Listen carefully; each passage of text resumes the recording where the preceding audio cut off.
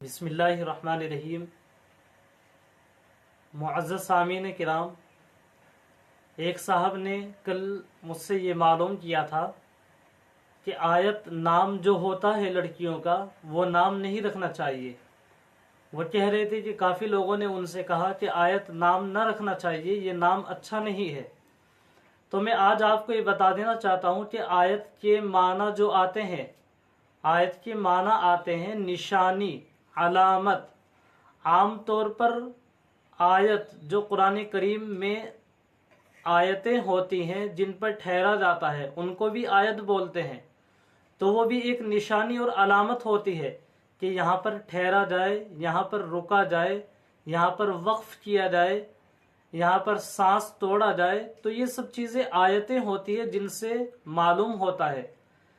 तो नाम रखने में कोई हर्ज नहीं है, ना तो नाम रखना कोई गुनाह है और ना ही नाम रखने से उनकी शान में कोई गुस्ताखी होती है। बल्कि बेहतर और अच्छा तो ये है कि हम लोग सहाबा और साहबियात के नाम पर ही अपने बच्चों के नाम रखें।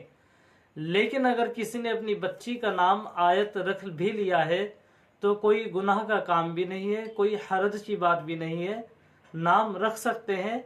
और आयत के माना निशानी और अलामत के है, कोई बुरे माना नहीं है।